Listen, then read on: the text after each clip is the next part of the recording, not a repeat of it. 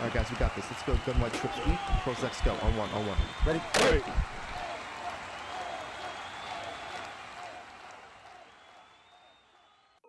What's up, guys? It's PIHCAM with HuddleGG, and in today's video we're going to go through a tournament run that I had in a Players Lounge tournament just a couple weeks ago, where we actually ended up winning the tournament. And on the run we played 4 top 100 players in the world when it comes to the MCS rankings. So again, really high level competition in this tournament, and some really fun games. We're going to go through those here. So with that being said, let's get started. This first game we played, this is just a random guy that was in the tournament. We were better than him. But when we're playing people like this, we do need to make sure that we don't get sloppy, right? Because if we get sloppy in games that we should win, that sloppiness is going to carry over to closer games and closer competition, and that's where you lose those games. So again, we still want to play very disciplined and play the right way when we're playing anybody of any skill level. And you can see here, we get out to an early 14-0 lead, get a stop here on 4th down with that KO. Which again sets up another touchdown, which brings us to 21-0. Again, really early in the first quarter here. So again, really happy with how we played against this. Again, we should win this game, but we took care of business. We get another interception there, and he does quit shortly after this. Again, that's the last clip from that game. I believe he quit a few plays later, but that did set us up with this second round game, which was a big game for us. This is against Rage. Rage did finish top 100 in the world this year, and I believe last year or the year before he was in the Madden Bowl, which means he was one of the top 16 players in the world. So again, very high level competition. He actually had beaten us in a tournament a week before this as well. So again, we wanted to get that back from him. And starting off this game, we did want to really establish the run. Again, first down there on the first play of the game, we have a nice run. Second down, I noticed that he has no one out here, so we do go to this buck sweep. And we are able to, again, follow our blockers here. You see we got 2 out in front of us. We're really patient here using that blocker. Again, not rushing it, allowing ourselves to get into the end zone for that 7-0 lead. But when you're playing somebody like this, that is not always enough, right? You're going to have to go back and forth. When it is a good player, it's going to be a battle. And here, I thought we had an awesome play. I thought we had an interception, but we did get a penalty, which did give him a first down. Which again sets him up at this 1st and 10 here at the 27, and he does make a mistake there throwing that interception. So we did get that back, but then on our next drive we do get in this 4th and inches situation, and due to his alignment I thought we had the bubble, and I actually am still okay with this read. But what you'll see here is we get a bad rack animation where we get that spin, which allows him to get the stop and give him the ball right back. And again, we force him into a 4th down here. You can see on this next drive of his. So again, we've been playing good defense. We got the pick on the first drive, but he does get that play on 4th down to bring that into the end zone for an easy 7, again, to tie it up. And like I said, this is going to be back and forth when we play really high-level players. We were able to go back down the field and score. You just have to stay patient, and you have to stay smart in these games, because again, they are going to go back and forth. Rarely are you going to get a blowout against a really top high-level player. Again, occasionally it happens, but the majority of the time, these are going to be nail-biters. And we just have to stay poised and stay in control throughout the whole game. You can see here we actually force a fumble on the 3-yard line, but he does recover it in the end zone to tie it up 14-14. And I do fast forward here in this game toward the end.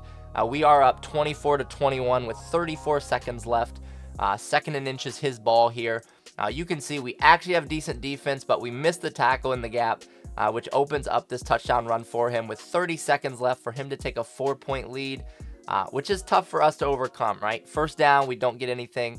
So it sets up our 2nd and 10 here. We have 23 seconds left, down 4, so we need a touchdown. And we have no timeouts, right? We used them all to slow him down at the end of his last drive. But here, what I see in the 2nd and 10 is I see that this read option key here is the only guy really able to defend this, but I know that the read option's not going to play the bubble. So I do throw this bubble. But what's important here is getting out of bounds, right? If I get tackled in bounds there, it's pretty much the end of the game. So I set up a 3rd and 2 from the 33, so I still have about 70 yards to go in 19 seconds with no timeouts. Again, not looking great for me at this point. We look for a big corner route to the left side, but he does a good job here with his cloud flat of making sure that he has this guy at about 25 or 30, which shuts down that corner route. And again, he does get the pressure, so we just have to throw that ball away, which sets up this 4th and 2. And this is the biggest play of the game for me, in my opinion. Again, we see that same look with 4-3 even 6-1. This guy's the read key. No one's really out here to stop this bubble. I know he's going to be, well, I don't know, but I think he's going to be sending pressure to not give us time. So I decided to go back to this bubble. And what you're going to see here is he does miss that tackle. And at that point, we were able to turn this up the field. Again, we need to get out of bounds here. But we gave ourselves 8 seconds left with 26 yards to go. So now we have a shot, right? Back from midfield, it would have been a Hail Mary. Now we can actually dial up some type of route combination. And what you'll see here is this guy, I'm really streaking both of these guys to get this safety to pull over here, which then is going to open up the seam route is my thought. This will pull this safety to the left if he's in a cover 2. And what you'll see here is his user's on that outside linebacker. But when we go and say hike here, he actually bumps into the receiver, which forces him to the outside, which opens up this throw for us. But I do mess this throw up, and I throw it too far to the inside, but you'll see he actually went for the pick, which was a mistake on his part. So we both made a mistake on this play. I was able to cut in front of that ball, catch that, and get in the end zone there to take the 3-point lead with 4 seconds left. Again, big drive for me there with not a lot of time. Made a couple really good plays. Again, capitalized on a mistake that I made and that he made on that last play. And then we were able to get that sack there on the last play to win that game, which set up a 3rd round game against Saint, which again, another top 100 player in the world. Really, really solid player. And here we're going to jump into the first drive. We had a 4th and inches situation. We do get this little speed option. We're able to get the edge with our running back and make sure we do get that first down. And then we played pretty well on the rest of that drive. Again, here is a nice little post route to our tight end, which we're able to get completed. And then again, here, very, very quick decision by me, right? I see that his user stops following the crosser. If I would have waited, he would have ran into these cloud flat guys over here, or these 30-yard flats. So again, I throw this. I am able to click on and get that before the KO knocks it out. So again, really, really good play there for us. And then later on that drive, 3rd and goal, we're able to take that speed option in for the touchdown. And that's going to bring us to his first drive. He does have a really nice throw there down to get a 1st and goal situation. And he capitalizes with that jet sweep to that receiver. Again, tying it up at 7-7. Here, he over pursues with this man coverage. Our guy gets deep there. I see that right away. No safety help over the top. 30 seconds left in the half. We are able to throw that deep. Get that touchdown on a big 3rd down play to go up by 7. Again, shortly here before half, we do get pressure in. We are able to get the pick to prevent him from scoring. Only 9 seconds left though in the half. It's going to be hard for us to get any points there. So we did go into the half 14-7. Here on his first drive in the second half, we do actually force him to make another bad read. We're able to get that interception. So now we are up 14-7 with ball in a really good position in this game. 3rd and 2 here, you're going to see I do make a mistake myself, which is a awful decision. I needed to get 3 on that drive to take a 2-score lead. Instead, I throw that pick, which now puts him back in position to make this a game. Right? If we go up 2 scores there, we'd have been in good position. Here, 4th and 6, I thought we had him. Right? He does get a late playmaker back to the middle of the field, setting up a 1st and goal. And from there, he does get this roll out here. We try to click on, make the tackle. We miss. But again, ties up 14-14 with 4 minutes left, just under 4 minutes. And he's going to onside kick here because he doesn't want me to be able to waste the entire clock out. We do get the onside kick, but again, he doesn't want us to be able to waste the entire clock out and score.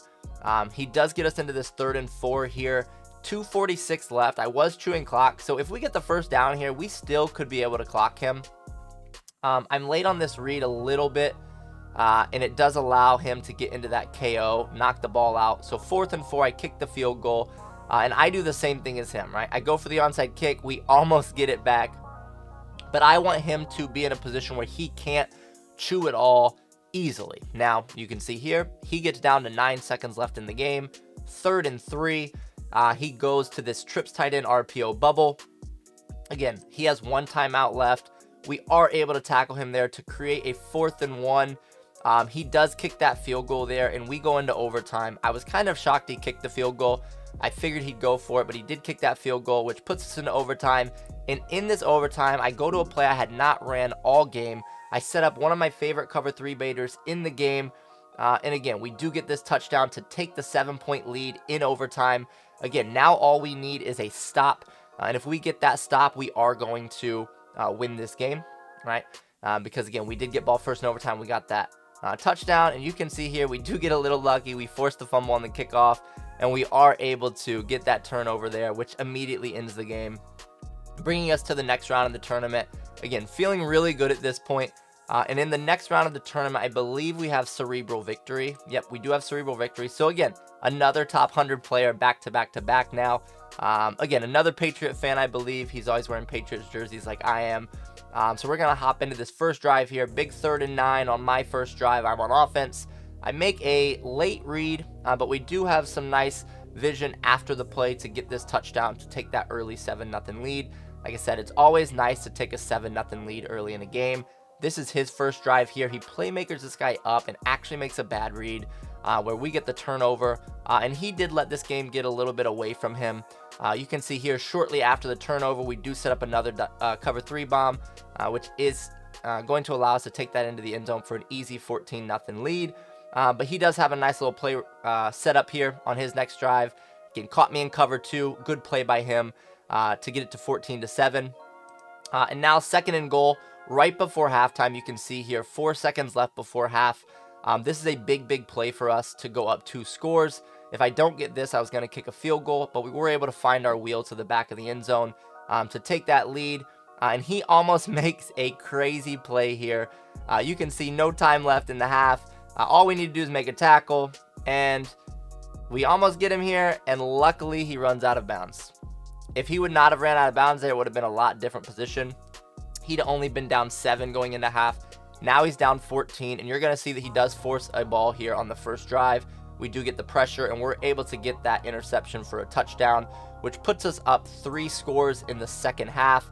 And now he's just going to press. You have to force things when you're up in this or when you're down in this position. We get an under pressure throw there. We get another interception, and that pretty much all but cleared that game out. We took the win. Again, he had made some mistakes in that game, which allowed that game to get away from him.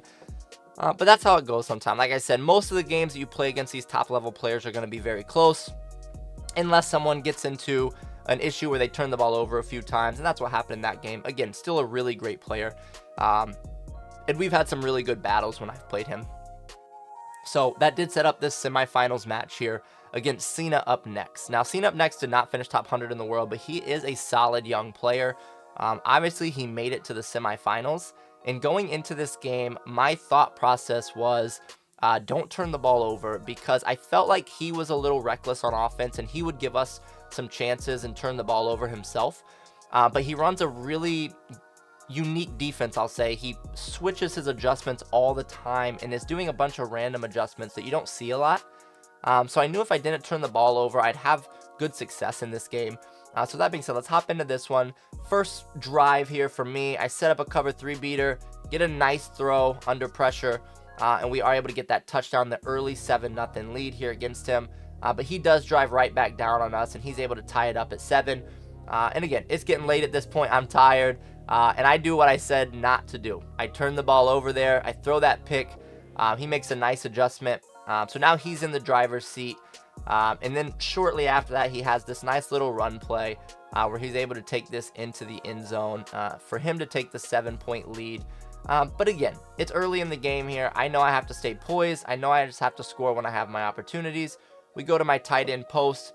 We are able to get this down into the red zone. And then shortly after that, we do go to this nice little curl route on 3rd down for the touchdown to tie it up. And then shortly before the first quarter ends here, he has a nice throw. We do click on here and get the strip fumble. And then we get a little bit lucky here with the return. We're on the ground. No one touches us. We get this little stutter on accident when I stand up. We are able to take this to the house to take the 7-point lead. And again, that makes up for our interception earlier in the game. His next drive, you're going to see, again, I thought he was going to give us some. He does throw a pick here. We are up 7, and we just got an interception. Again, at this point, I feel like I'm in a really good position to win this game. But he did hold me to a field goal here. So we're up 10 here shortly before half. He has the ball. He takes advantage of my poor user, and he scores a touchdown to go down 3. And then right before half here, I'm in position to get 3 to go up 6, maybe 7, obviously, if we'd get a touchdown. But he gets that fumble back, giving him the ball there. But we were able to hold him from scoring. So we went into the half up 3. This is his first drive of the second half. You can see we're still up 3 here. About a minute left in the third, a third down situation.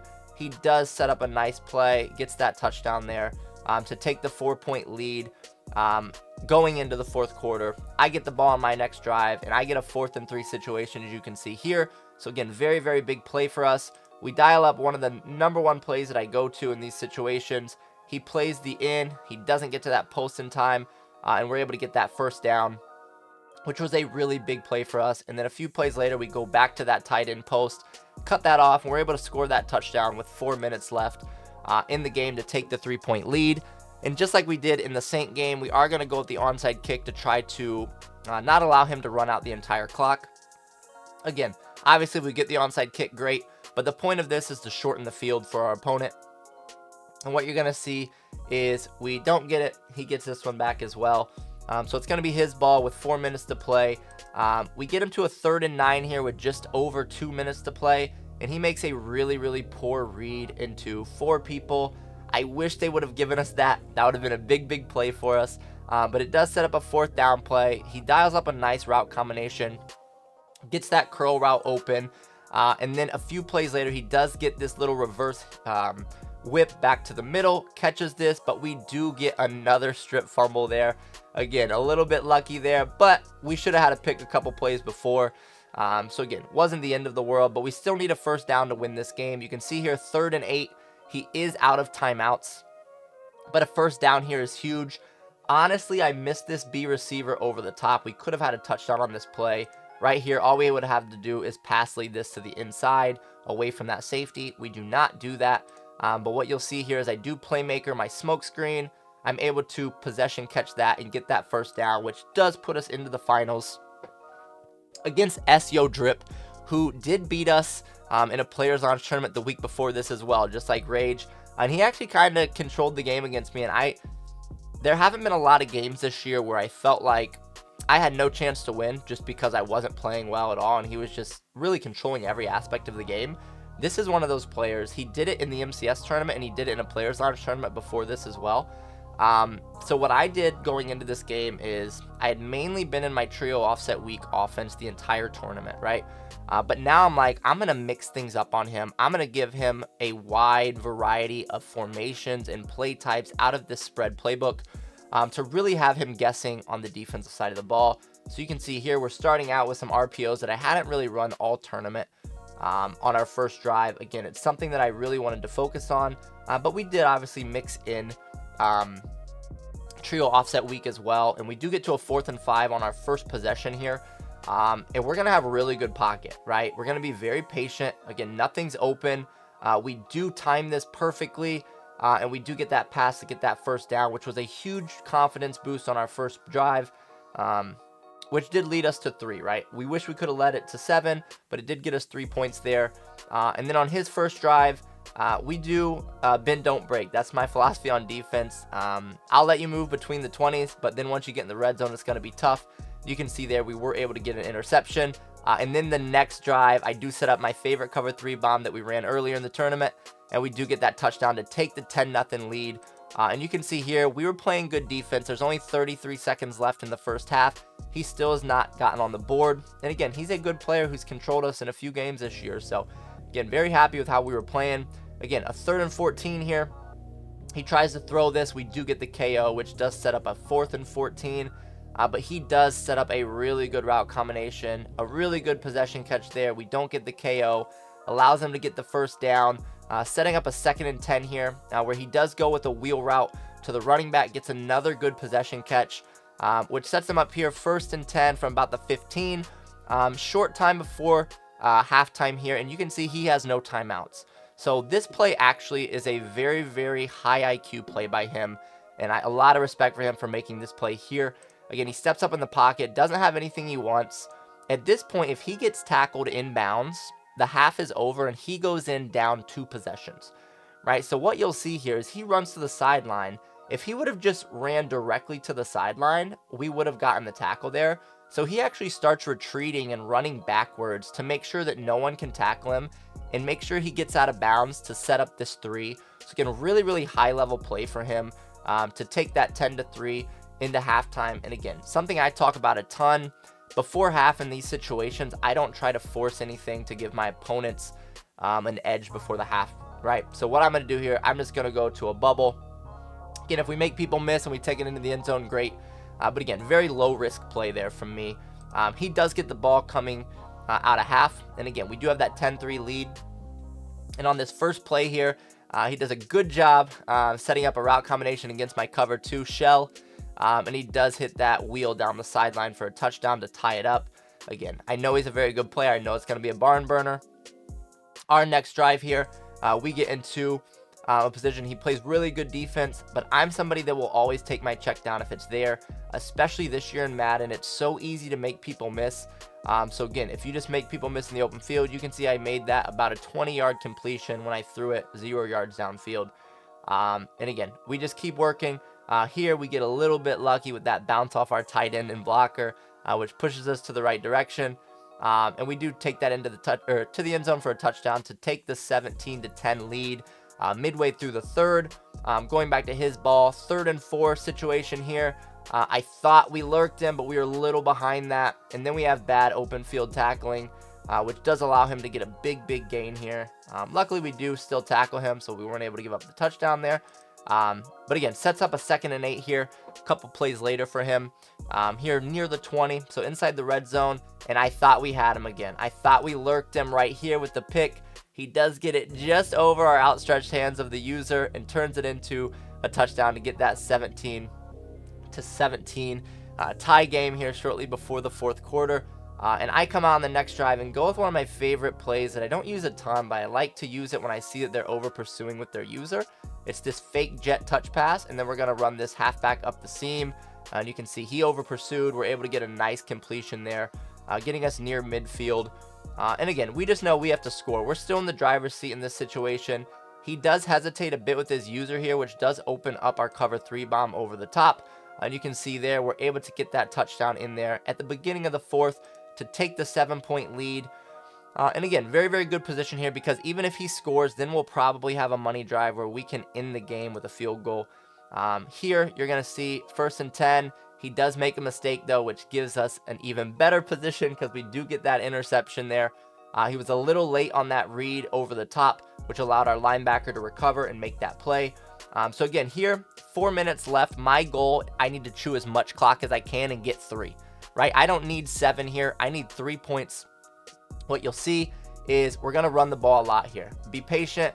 Again, nice little juke here to the outside to get us into field goal range. At this point, we're at 4 minutes. Again, in field goal range is a really good position to be in for us. And you'll see here, another 2nd down. That clock's still running. We go to the speed option. We make a good read with the quarterback. We're able to turn that into another 1st down, which does set up a 3rd and 3 a couple plays later at the 2-minute warning. He does go to this 4-3 even 6-1.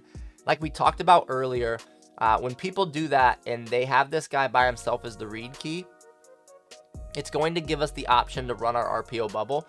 So we actually audible over to our RPO bubble to trio offset weak, something we had not ran a lot against him. And we do throw this. We get the good blocks there. And what we're going to do is we're going to go down to make sure we can take all these timeouts, because he has 3 timeouts at this point. I don't like that, even though we are going to be in a good position to go up 2 scores. I'd rather go up 10 with him having no timeouts than go up 14 with him having 3 timeouts. So here you're going to see he gets a lot of tackles in the backfield. Again, we weren't really trying to score on 1st and 2nd down at all.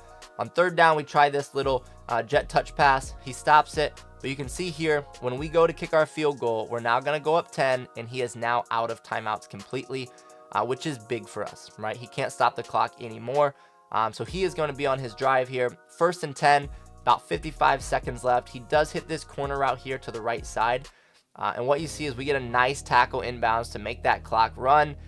His next play, he is going to get that spike at 40 seconds. I'm shocked that he didn't kick the field goal here personally. Again, he's going to need 2 scores. He's in field goal range. It would have gave him 40 seconds needing a touchdown if he did get the onside kick, because he would need the onside kick regardless. but he doesn't. He goes for the score. He's going to keep trying to get that touchdown. And here on the first play, you can see he wastes about 10 seconds. Nothing's open. He does get about 5 yards, runs out of bounds.